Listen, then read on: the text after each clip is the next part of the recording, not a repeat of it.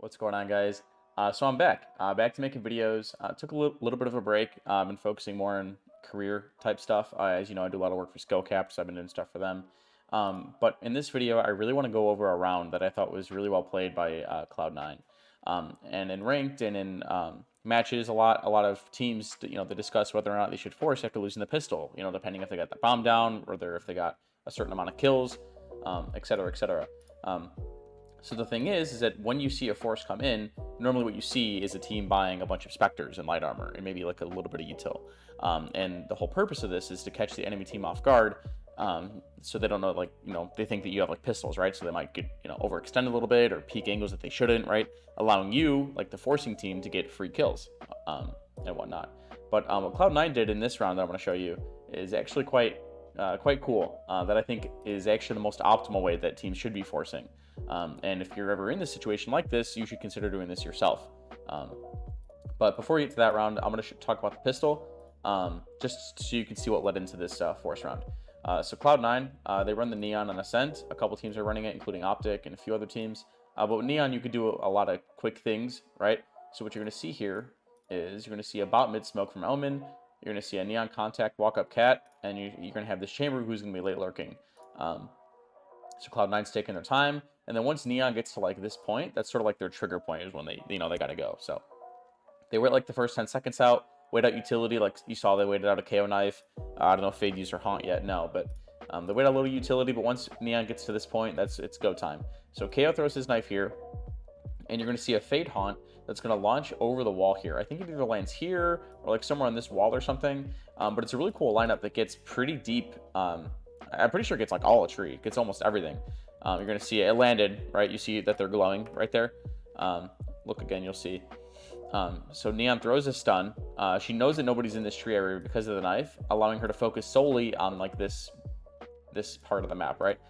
So that haunt showed that there were two people in there. Calls for the Omen blind. Maybe the blind might have been a little off. Let's see. Maybe the stun could have been a bit deeper or something. But it's a pretty cool play nonetheless. And then after Neon makes all this mid pressure, you have this chamber who's late lurking up, late, so he can shoot some people in the back, right?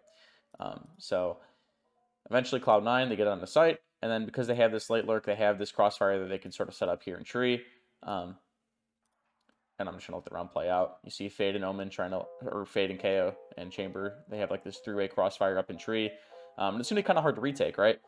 Usually when you want to retake, you want to take tree, because if you're all just funneling in from heaven, you're just gonna die. So, but the guard does a pretty good job. Four of them, they funnel out of heaven. They have one late lurking tree so that later they can pinch with their sight guys.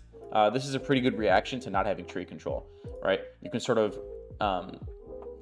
once your team is funneling in through heaven, you can sort of repinch this area with your tree guy and then sort of retake it that way, right?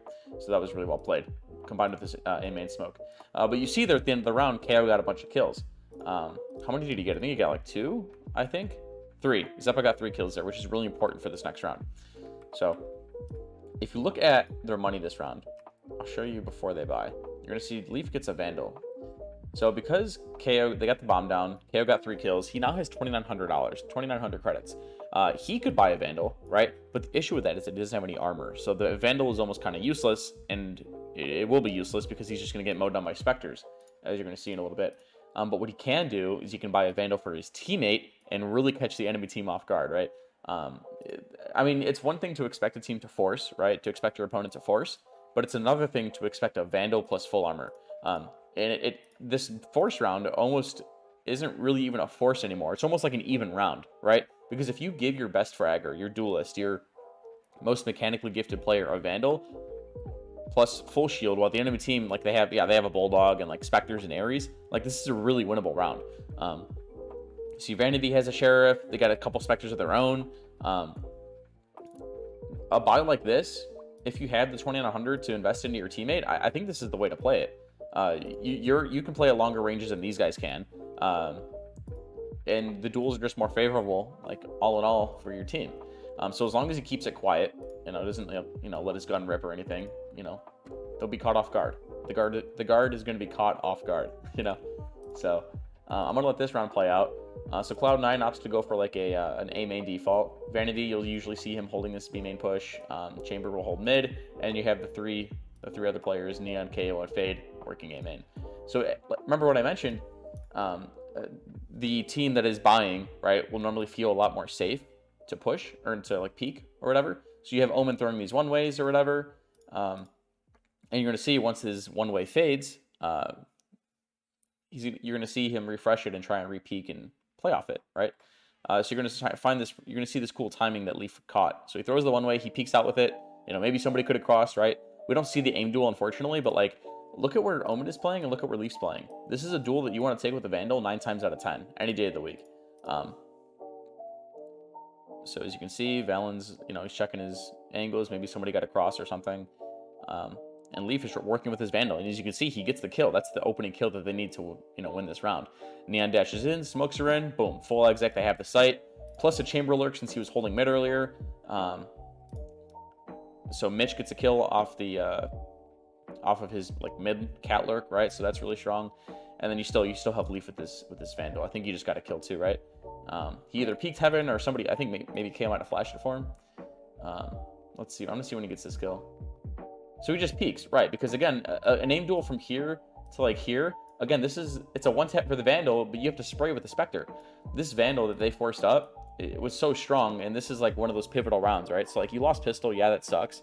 But round 2, if you're able to win that round, you're forcing the enemy team onto an eco round, you know, the round after. So this round almost gave them an opportunity to win this whole game.